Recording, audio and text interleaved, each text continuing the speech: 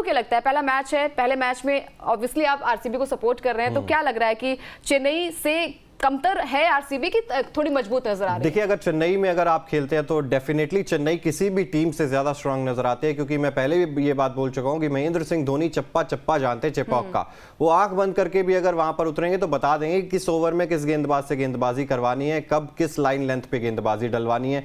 तो महेंद्र सिंह धोनी के गढ़ में उनको हराना ये काफी बड़ा चैलेंज होने वाला है। लेकिन आरसीबी ने ऑक्शन में देखिए वो गए थे पैट कमिंस के पीछे, बहुत देर तक भागे थे, 24 करोड़ रुपए उनके पास पर्स बचा हुआ था समथिंग इसी के आसपास, और शायद वो 17-18 करोड़ तक पैट कमिंस के पीछे लगे रहे थे। लेकिन ये चीज देखनी होगी कि पैट कमिंस जब उन्हें नहीं मिले तो उसके बाद अगला ऑप्शन उनके पास क्या था। मिचेल स्टार्क के पीछे नहीं भागी आरसीबी की टीम, गई है वहां पर अल्जारी जोसेफ के पास।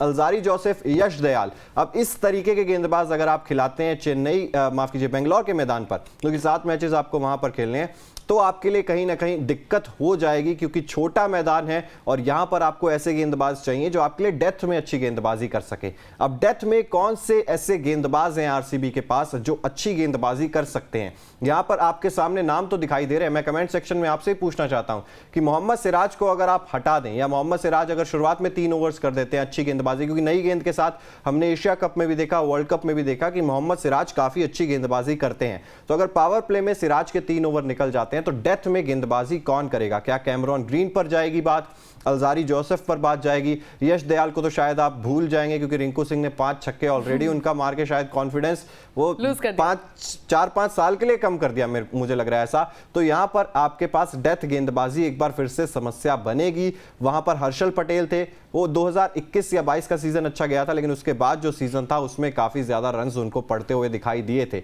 वेरिएशंस किस गेंदबाज के पास अच्छी हैं? लॉकी फर्ग्यूसन आप ज्यादा खिला नहीं सकते, क्योंकि आपको 3 तो ऊपर से बैटर्स ही खिलाने पड़ेंगे। फाफ डु प्लेसी आपको खिलाना जरूरी है, आपको ग्लेन मैक्सवेल भी खिलाना जरूरी है ओवरसीज प्लेयर्स की अगर हम बात करें।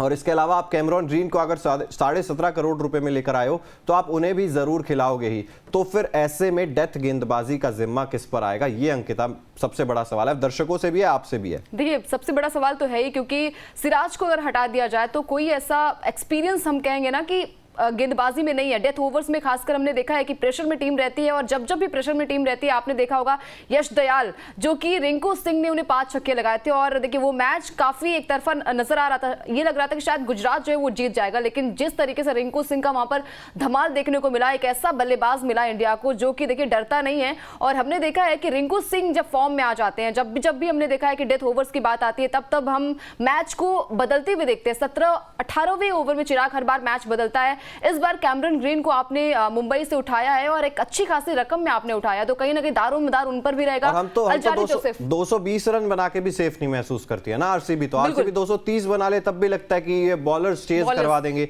तो गेंदबाजी हमेशा से ही समस्या रही है, और उसका समाधान करने के लिए शायद ऑक्शन में इतना कुछ किया भी नहीं गया है। शायद थोड़े से बेटर पिक ऑप्शंस निकाले जा सकते थे यहां पर, लेकिन ऐसा नहीं हुआ। लेकिन एक और चीज यहां पर गौर करने वाली बात है आरसीबी खेमे में कि संजय बांगर जो इस टीम के कोच थे, उनका जो कार्यकाल था, या हम कहें कि उनका जो काम था वो खत्म हो गया। आरसीबी के खेमे से अलग हो गए संजय बांगर, लेकिन अब आए हैं एंडी फ्लार। अब एंडी फ्लार वो जाने जाते हैं ट्रॉफीज आपके खेमे में लाने के लिए। तो यहां पर क्या कोच की भी अहम भूमिका रहने वाली है? एंडी फ्लार आएंगे तो कहीं ना कहीं टीम का जो माहौल है, ड्रेसिंग रूम का माहौल है, क्योंकि खिलाड़ी यही है, टैलेंट सबके पास है। अगर आप इतने बड़े मंच तक पहुंच रहे हैं तो डेफिनेटली आपके पास वो टैलेंट है। क्या उस टैलेंट को एंडी फ्लार निकाल कर ला सकते हैं इन खिलाड़ियों के अंदर से? देखिए, कोशिश तो यही रहेगी, हर टीम के कोच की यही कोशिश होती है चिराग की मैच को वो ट्रॉफी जीते। और आरसीबी एक ऐसी टीम है जो हर बार हमने देखा है कि दिल तोड़ती है, और जुड़ भी जाते हैं फैंस के दिल, क्योंकि हर बार फैन फॉलोइंग आप छोड़ दीजिए, फैन फॉलोइंग के मामले में कोई टक्कर नहीं है। देखिए, फैन फॉलोइंग की बात होनी भी चाहिए, क्योंकि हम कहते हैं ना कि जब भी चिराग हमने देखा है कि मैच भले वो हार जाती है आरसीबी की टीम, लेकिन फिर से वो फैंस आते हैं उम्मीद के साथ कि भाई इस बार शायद ये कप जो है वो हमारी टीम को मिलेगा। और ये ट्रिब्यूट होगा विराट कोहली को भी, क्योंकि 2008 से आईपीएल खेल रहे हैं और एक ही टीम के साथ वो जुड़े हैं, तो उससे एक लगाव भी हो जाता है। लेकिन कोच को यही ध्यान रखना होगा कि किस तरीके से आप टीम कॉम्बिनेशन और किस तरीके से आपकी गेंदबाजी, क्योंकि आपको पता है कि आपकी वीकलिंग्स क्या है चिराग की। यहाँ पर गेंदबाजी अगर आपकी अच्छी नहीं है, डेथ ओवर्स में कौन गेंदबाजी करेगा? बल्लेबाजी चलिए आपकी कमाल की, आपके पास 3 अच्छे प्लेयर्स हैं। उसके अलावा देखिए यहाँ पर आपके पास कैमरन ग्रीन को आपको लाया गया है, तो कैमरन ग्रीन किस तरीके से टीम में साथ देते हैं, आप कहाँ पर वो गेंदबाजी करते हैं और कितनी गेंदबाजी करते हैं क्योंकि